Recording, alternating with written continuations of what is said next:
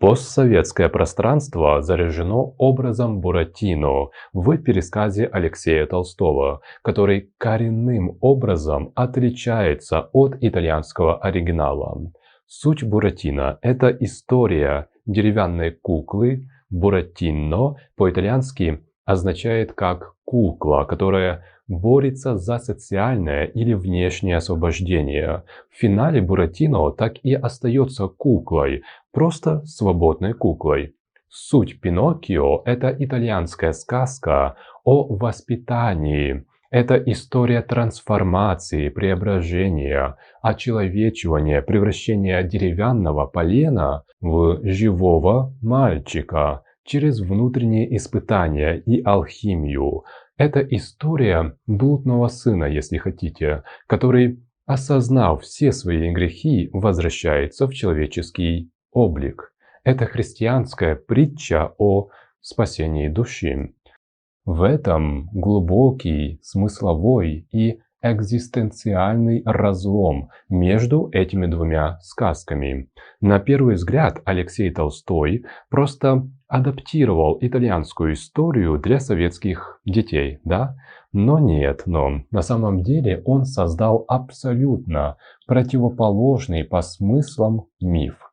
Давайте разберем эту разницу подробно через призму философии и антропологии, то есть учения о человеке и социума. Для большинства людей, выросших в постсоветском пространстве, Пиноккио и Буратино – это синонимы. Из-за этого при прочтении итальянского оригинала Карло Коллоди возникает сильное когнитивное искажение. Русские читатели ждут от Пиноккио поведения Буратино, веселого хулиганства, да, вот этого обаятельного упрямства и такого легкого триумфа в финале. Но оригинальный Пиноккио – это глубокая, местами мрачная, даже пугающая и глубоко драматичная история. Миф Толстого немного ослепил русских читателей. Они перестали видеть в итальянской сказке христианскую притчу о спасении души, воспринимая ее лишь как неудачную, слишком затянутую версию любимого золотого ключика. Суть Буратино – это внешнее освобождение. Это больше социальный манифест. Алексей Толстой писал свою сказку в 1930-х годах в СССР. Вектор его истории направлен вовне, на изменение окружающего мира. Остаться куклой – это предмет гордости. Слово «буратино» в итальянском языке – это просто нарицательное имя существительного, которое переводится как марионетка, как театральная кукла. У героя Толстого даже нет собственного имени. Его зовут просто куклой. Это как пролетарий без имени. Просто пролетарий. Пролетарий звучит гордо. Все, этого достаточно. Баста. И самое главное, Буратино не хочет меняться. Его деревянная природа, длинный нос и невозможность повзрослеть – это его суперсила. У него есть внешний враг. Все проблемы Буратино исходят извне, где-то там, да, в мире внешнем. Есть угнетатель, это Карабас-Барабас. И есть капиталистический, уютный ад, то есть страна дураков. Буратино не нужно бороться со своими внутренними пороками. Он изначально как бы хороший парень, да, свой парень. Буратино – это революция вместо эволюции. Смысл сюжета у Буратино – найти ключ, открыть потайную дверь, победить Карабаса-Барабаса. А кто такой Барабас-Карабас? Это просто эталонный эксплуататор и капиталист.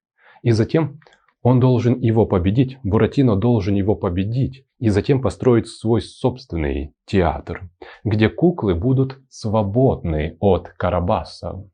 В финале сказки перед нами предстает все та же деревянная кукла, которая была в начале. Буратино не изменился.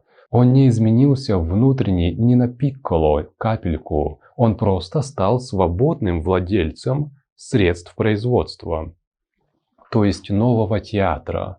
Это идеальный советский гимн коллективному социальному освобождению. Суть Пиноккио – это внутреннее очеловечивание. Это роман воспитания. У Карла Коллоди вектор направлен строго вовнутрь. Это история не про изменение строя, а про трансформацию человеческой души. Это эволюция вместо революции. У Пиноккио есть свое собственное имя, и при этом есть некий позор, позор полена. Пиноккио переводится с итальянского языка от пино – сосна и оккио – глаз. Буквально это приводится как «сосновый глаз». Но здесь в его имени игра слов и смыслов на разных диалектах. На самом деле это слово «Пиноккио» означает как «кедровый орешек» или как «семечко сосны», которое нужно посадить и вырастить из него большое дерево. И Пиноккио, как персонаж, он глубоко страдает от своей деревянной природы. На протяжении всей сказки его очень сильно заботит это. Быть деревянным в оригинале текста – это метафора духовной тупости, эгоизма, черствости и нечувствительности к чужой боли.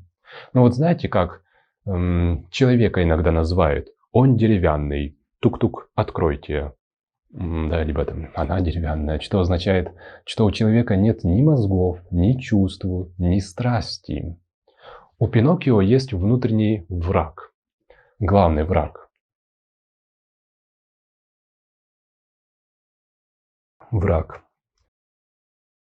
Враг Пиноккио – это он сам. Это его лень, его нежелание учиться, его готовность предать отца ради сиюминутного удовольствия. Разбойники в сказке «Лис и кот» – это лишь материализация его собственных внутренних слабостей. Это его тень, если говорить языком Карла Юнга. Его жизненный путь через катастрофу. Пиноккио очеловечивается не через победу над злодеяниями, над злодеями, нет. Он очеловечивается через страшные личные уроки, через свой опыт, через внутренние глубокие драмы. Он переживает физические и духовные муки постоянно. Ему сжигают ноги огонь, его вешают на дубе, он превращается в настоящего осла. Осел – это символ буквального огрубления души. Его поглощает чудовище. Чудовище – огромная рыба, акула. Но Дисней изобразил ее как огромный кит. Превращение Пиноккио в живого мальчика в самом конце. И это не фокус Мальвины. Это чудо, которое может произойти только тогда, когда деревянная кукла научилась любить и жертвовать собой. Внутри огромного морского чудовища Пиноккио спасает своего старого отца Джепетто. Он берет его на свои плечи и плывет против течения. Он берет на себя ответственность за другого человека. И при этом он не боится идти против течения. Когда Пиноккио вдруг просыпается, человеком он смотрит на лежащую куклу, безжизненную деревянную куклу, и говорит потрясающую фразу: «Какой я был смешной, когда был деревянным».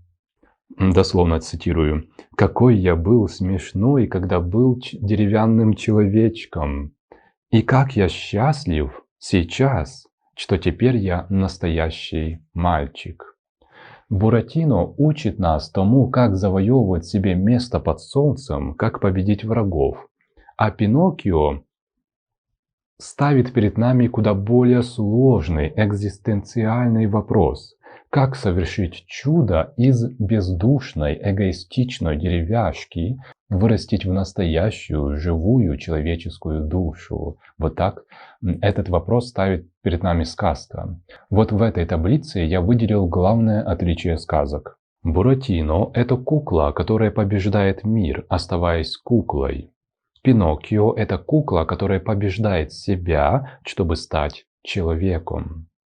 Сказка итальянца Карло Коллоди – это вовсе не хроника приключений деревянной куклы. Это зеркало, в которое каждому из нас рано или поздно приходится заглядывать. Каждый из нас приходит в этот мир немного Пиноккио. Мы рождаемся в плотной деревянной реальности. Мы часто бываем черствы, как неотесанное дерево. Бываем слепы к тем, кто нас любит, к добру. И время от времени каждый из нас смотрит на свои поступки, на свои старые страхи, на свои старые обиды и улыбается, и говорит: какой же я был смешной, когда был деревянным, да? И как я счастлив быть живым сегодня.